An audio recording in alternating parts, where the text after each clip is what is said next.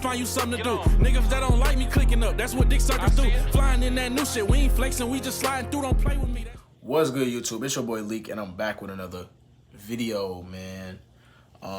Today we're gonna be reacting to Sweden's deadly gang war, Death in Patrol versus Shottaz. This was a commented video.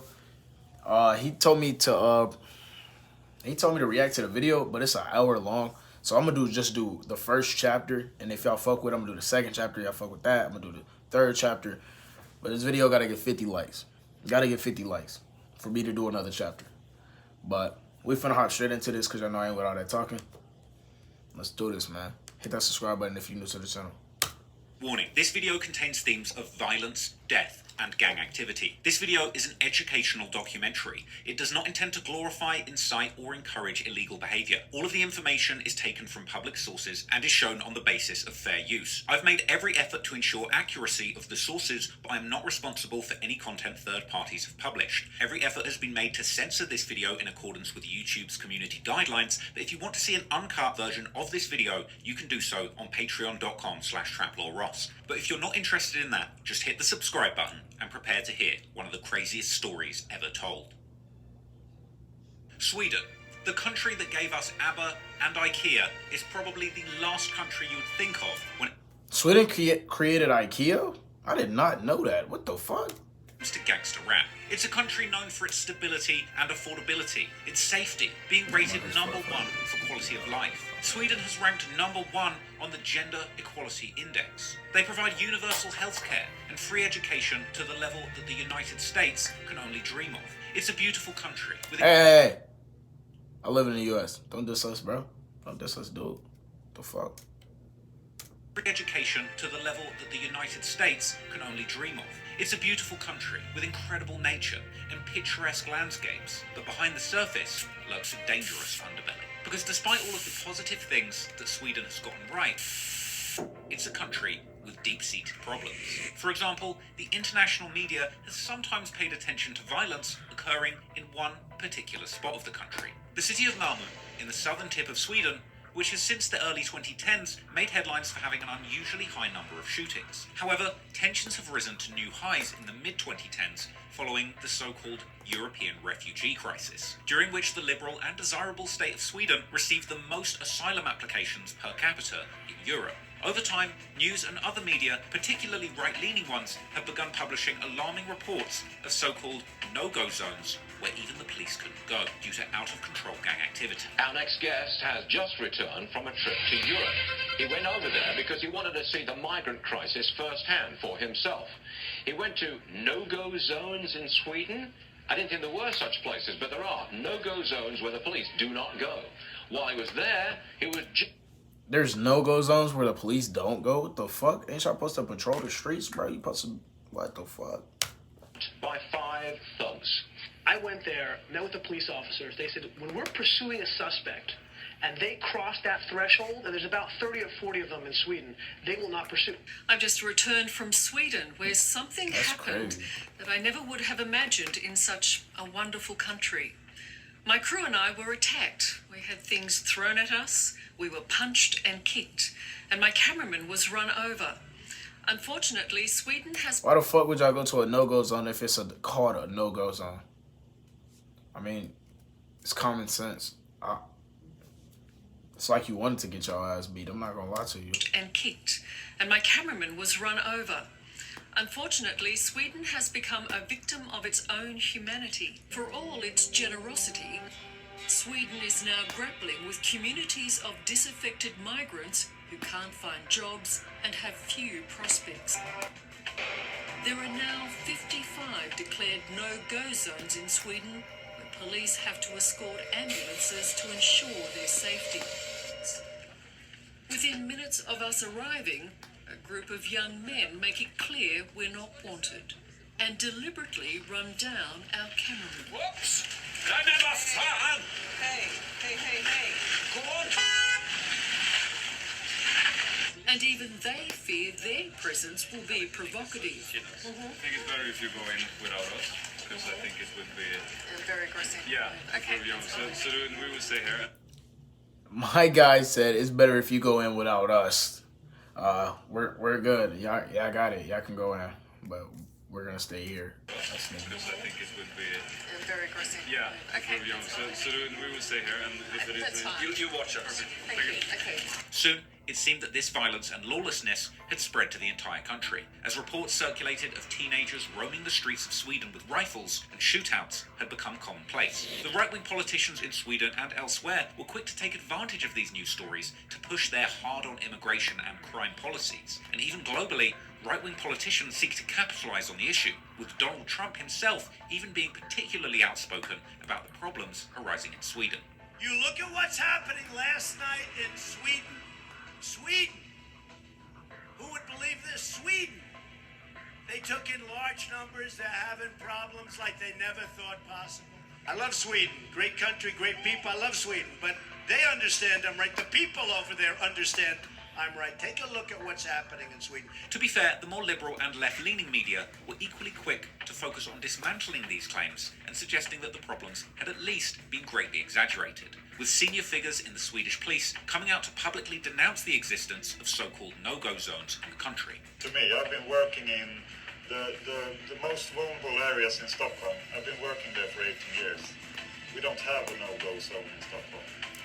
Why are you talking about Stockholm? I thought it was called Malmo or something like that. Why the fuck is he talking about Stockholm? I mean, nobody's talking about Stockholm, bro. Like, the fuck is he talking about? I've been working there for 18 years. We don't have a no-go zone in Stockholm. In my opinion, we don't have a no-go zone in Sweden. But this is... Modernizing medicine started 13 years ago to create a... Shut up. But this isn't a video about the migrant crisis. It's a video about gangsters. And not dissimilar to the migration in the United States that saw Italian Americans establishing the mafia there, in the years that followed the influx of people from all over the world, a new, modern gang culture would emerge in Sweden, arguably with a heavy influence from gangster rap and drill music coming out of Chicago and London. Because as the years went on, reports about increasing violence, and particularly increasing gang-related violence, would unfortunately not go away, but become much more common in Sweden. From shooting high-caliber weapons into rivals' apartments, shootouts in the middle of the street, ghost-riding luxury cars for cover, drive-bys out of BMWs with AK-47s, brazen assassinations in packed restaurants, to turf wars between rival gangs that go far beyond shootouts, with gangsters literally blowing up their ops buildings. It happened to the residential area in Fullerud. What the fuck? Imagine you eating and then you just blow up. That'd be some crazy shit. North of the city of Uppsala.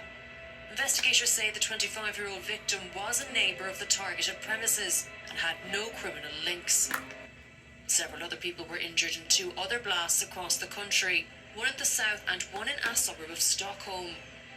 The attacks are said to be part of a long-running feud between two rival gangs in a turf war of drugs and weapons. Shootouts and bombings have become commonplace in part of the country, leaving the media, public, and politicians asking themselves what can be done to stop the out-of-control gangs from waging war there. Going into the election year of 2022, gang violence became a hot-button issue for voters in Sweden, and even the left-leaning political party in power at the time was admitting that something had gone deeply wrong in the country. But that seemed to be too little, too late for the Swedish public. And now it was the right-wing parties, particularly the far-right party Sweden Democrats, who would end up coming out as a big winner at the elections and becoming the second largest party in Sweden. This enabled them to finally have direct government influence for the first time in the party's history, despite not officially becoming a government party. Now, much of the new government's policy initiatives would centre around tougher immigration policies and introducing harsher sentences for gang members, including those who were under...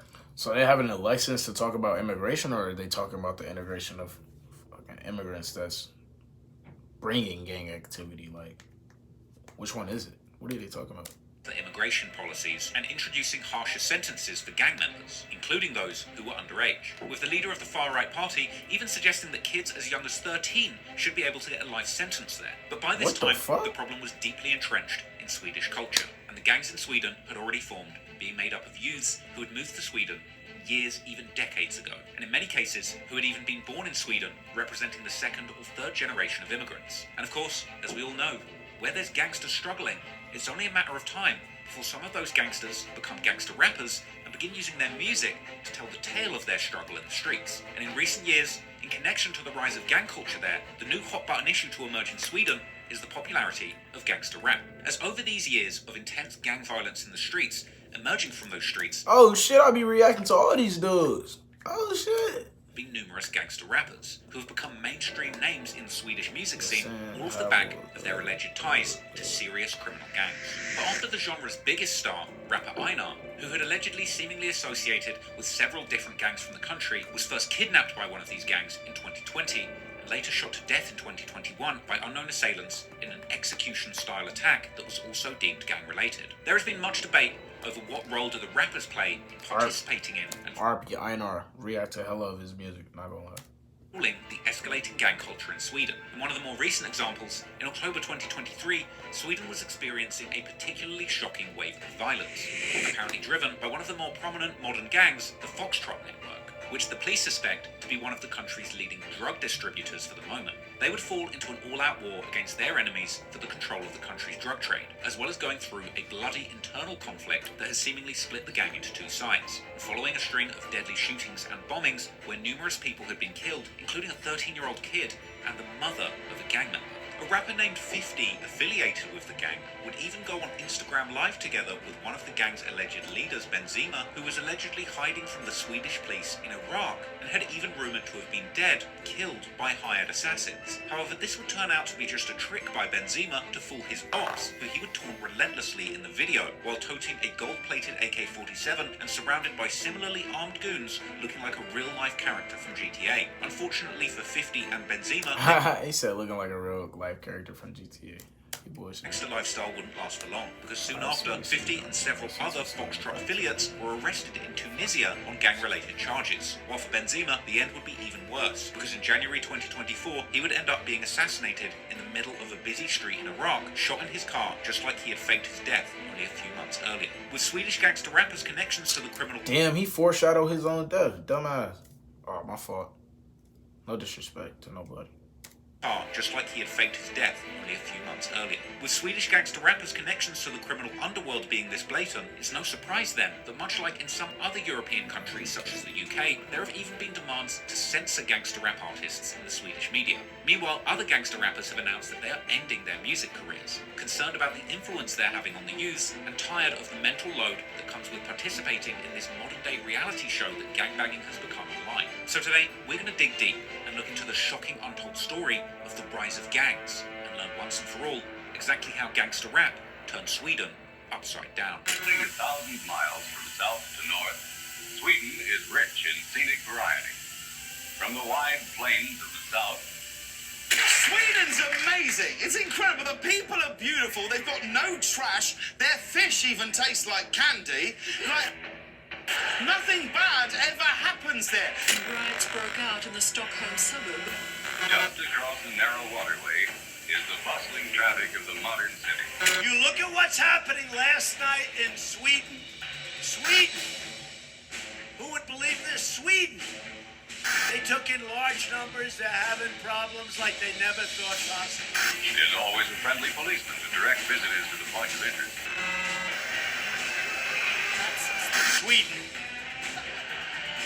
And then a day later, I said, has anybody reported what's going on? Vi har mycket skjutningar och vi har mycket mord. Jag återkommer till det. And it turned out that they didn't not do it. Take a look. Take a look at what happened in Sweden.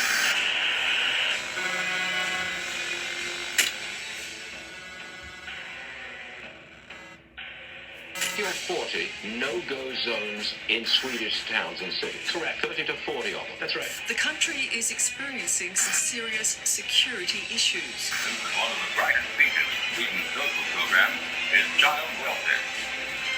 Today, this old kingdom is a modern country. Yes, but in many ways it remains picturesque Sweden.